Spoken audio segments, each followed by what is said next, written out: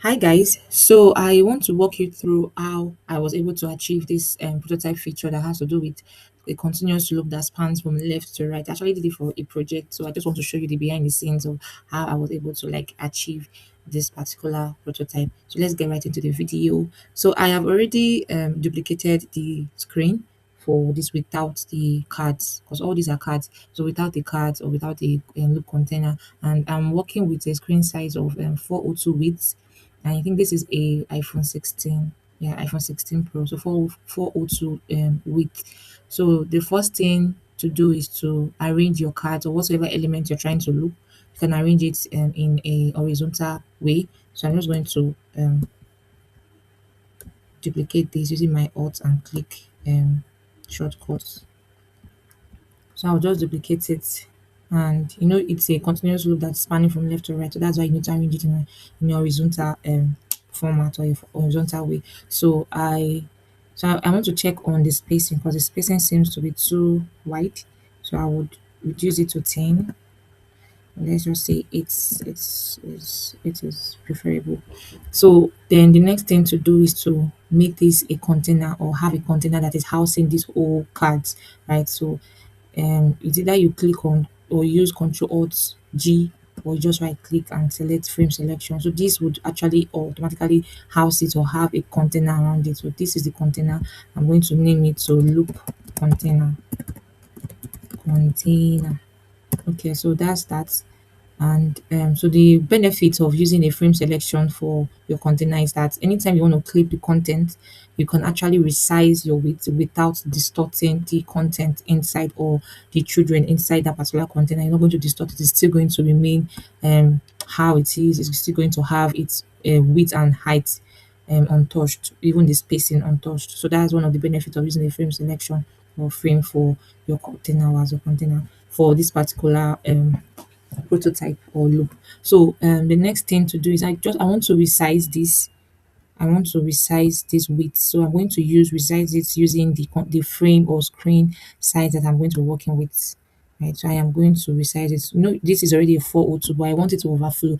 So the reason why I'm doing this is because for this particular prototype, you cannot make any edits or resizing, or actually that resizing, you can't actually resize or make any edits or changes to your containers that you're creating already. So any edit you make inside the component set is just going to distort the loop. It's just going to distort it. So you have to make all your corrections, every edit you need to do before you create a component set. So that is why I am trying to size up my container using the frame that I'm going to be working with.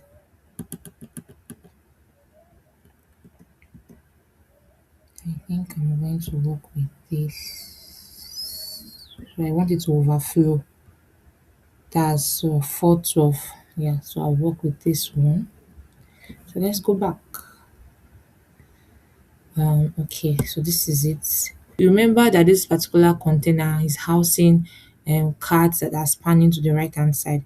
So and you remember that the loop I want to create or the prototype I want to create, the loop should start from left to right. So I'm going to duplicate another container or duplicate this to have another container, right? So this already, I don't know why this did not rename it to loop container too. But let's just continue anyways.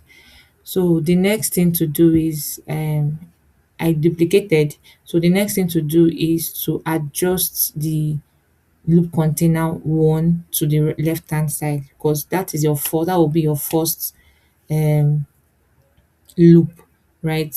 And that will be your first. So when we get to the prototype aspect, you would understand better. So that is your first loop. So your first loop container should start from the right hand side, or the content or the cards should start from the right hand side, from the left hand side rather, instead of the right hand side. So remember, this has a right hand side content or cards. So this one we want it to be on the left hand side. So I'm going to select only all the cards inside. So if you see, I did not select the container itself. I selected the children, that's the cards inside this container, because I want to adjust it to the left hand side. So I'm just going to use my arrow key to adjust it to the left hand side.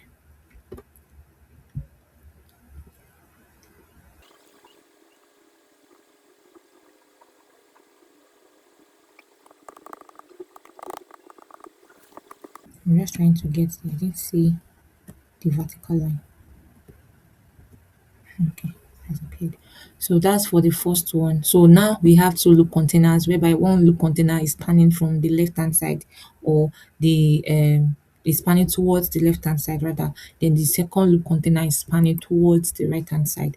So after I'm done with this, or after you're done with this, you're going to, or what I usually do to avoid um double work, like people to say, is to duplicate this, like the container that I've already created, right?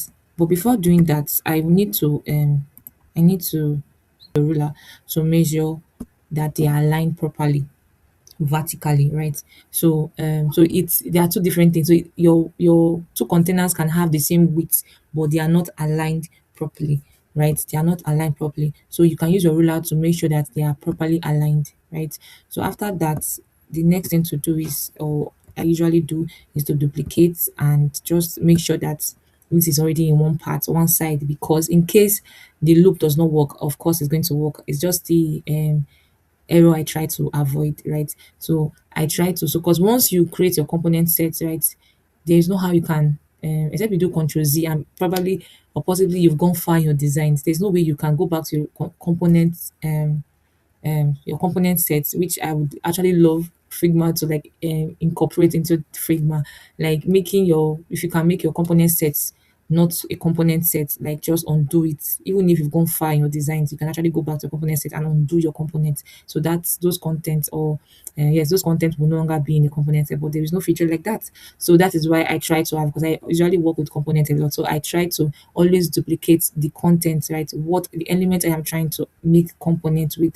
So I try to duplicate it and create a component for the other one. So in case it does not work, or I find an error, or I want to make some changes to it, instead of me creating it all over again and arranging everything, I will just go to where I duplicated it and just create component set, and that's it. So that's why I'm trying to that's why I had to like duplicate this. It's not I'm going to use, I'm not going to use it, but it's just like what I try to do every time I design. So the next thing to do is to create a component set for this. So create component sets, and after that I'm going to change and rename this to loop components.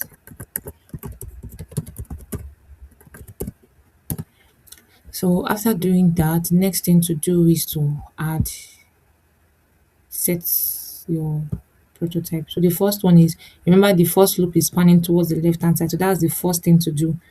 That's the first looping or the first prototype to set. So I would set it to the next prototype or to the next loop container, and make the settings. Why are you not sharing? So I will set it to after delay. Remember, it's a loop. You're not going to click on anything. It's just going to appear on its own and work its loop by itself. So then I'll make it 1 millisecond.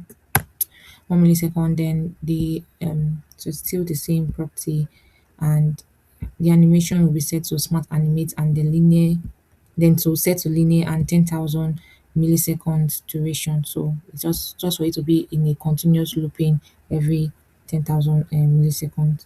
So that's for the first settings for the first container, loop container. Then for the second container, I'm going to loop it, or I keep on saying looping.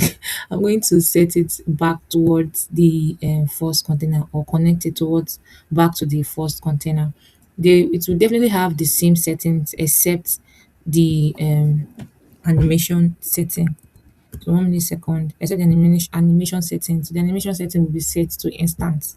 So once the 10 milliseconds ends, it will instantly go back and start counting again 10,000 milliseconds, like that. So that is why it is called a continuous loop.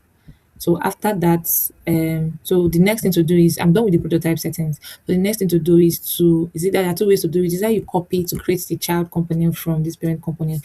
Then you do Control C, which I have done, and paste it on your screen. Oh, I thought I did it. Okay, I'll go back again. Control C and paste. So this is one way to do it, or to get your child component from the parent. we call it instance actually. So this is the first way to create an instance, and the second way to do it is to go to the assets or to your assets panel and look for loop components, the asset you created, and you would see where to insert an instance. So I've clicked on it, and this is the second way. So there are two ways to actually do it. So is either you do a copy and paste, or just in a professional way, you go you go to the assets and you insert your instance. Okay, so let's prototype and see. Yeah, so it's definitely working. So okay, so let me show you what I meant by you need to size up your container before making your component sets. So let me copy and paste or to create an instance. So I didn't copy and paste here, I just actually alt and drag. So excuse me. If I should refresh it, it will still work. But if I make or just do some adjustment on it, let's just see. So I just want to reduce it. Let me reduce the width of it. Let me just reduce it. And I refresh. So the loop will no longer work because I've already adjusted the instance. So the instance and the parent component is not having um the same width and arrangement, right? So that's why I had to make my arrangements, adjustments, resizing before creating the component set. And so that when I create component sets, I'll just copy and paste or create my instance instantly without making any adjustments anymore. So this is one thing that you need to keep in mind when you're creating a continuous loop prototype, right? So you just need to make your changes, your edits before you create a component set. So you can try it and see if it's going to work for you. Of course, it's going to work for you. Yeah, so that's the behind the scenes on how to create your continuous loop prototype. Thank you.